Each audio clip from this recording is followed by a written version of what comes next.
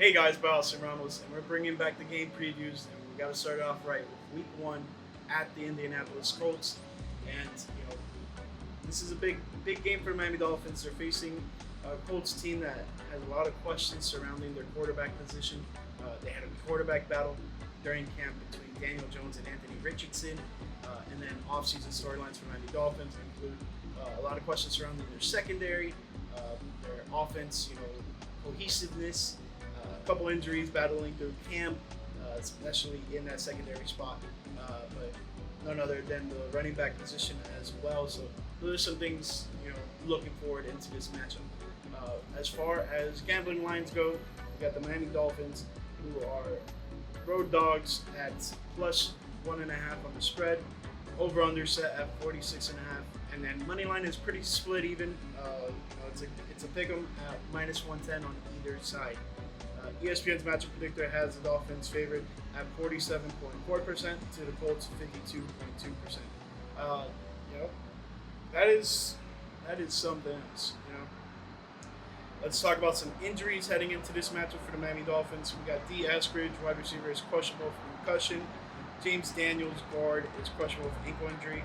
We have a couple confirmed out players, and that's Ethan Bonner, cornerback, with a hamstring injury. Jalen Wright, running back, is confirmed out with a knee injury. Darren Waller is out with a hip injury. Cam Smith is out with an undisclosed injury. Offensive tackle Liam Eichenberg is out with an undisclosed injury. And Andrew Meyer, center, is out on injured reserve with an undisclosed injury.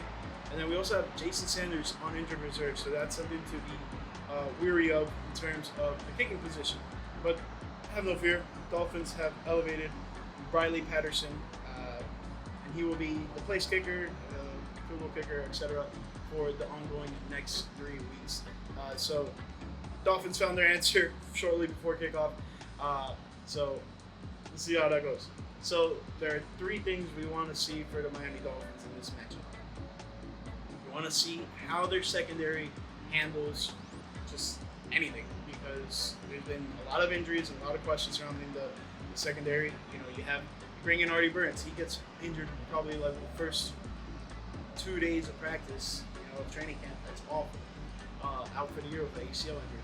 Kader Kohu, early on in camp as well, gets injured with another ACL injury, out for the year. So Dolphins have been plagued at that cornerback position due to some of the injuries that they suffered, and some of the moves that they've also made, getting rid of Jalen Ramsey. So those are some things that, heading into the year, big question for the Miami Dolphins, and even bigger question heading actually into the season, with not only just all the issues that they faced during camp, but now heading into the season, you have guys like Ethan Bonner out for the game. So those are some things that Dolphin fans will be weary of, and it will be tested against this Colts team, who has had quarterback issues, or quarterback controversy per se.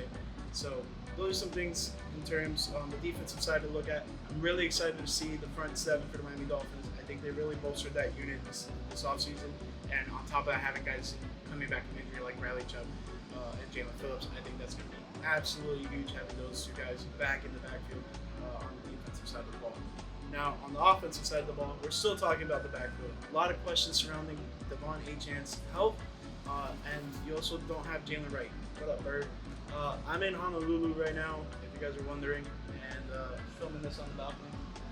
Bird's been paying me a since I've been out here. But yes, we back to the running backs.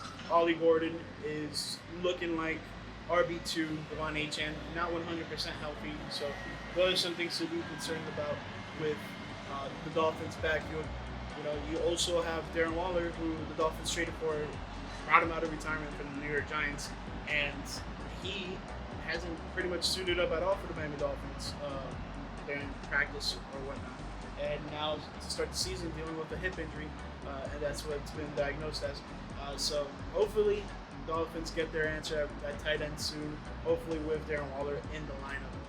So those are some questions heading into the Dolphins' offensive game plan week 1. But Tyreek Hill, Jalen Waddle, Naheem Hines, Westbrook, all those guys look like they're good to go. So excited to see what the passing game is like for Tua with the wide receivers. And then, that's pretty much it. Short, simple, and sweet. I'm very excited for this Dolphins season. On the podcast I said, the offseason didn't really do me any favors.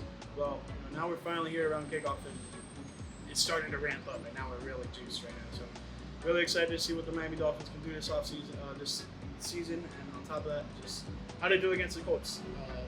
If I had to say how they would win the game, it would definitely be they have to put a lot of pressure on the quarterback.